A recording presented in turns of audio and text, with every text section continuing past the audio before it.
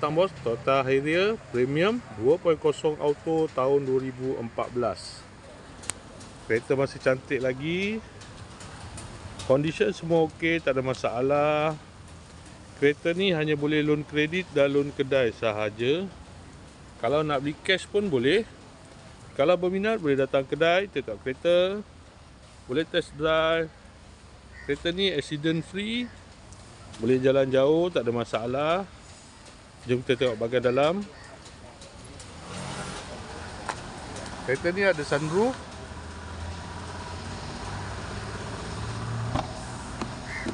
Dalam masih cantik lagi, leather seat.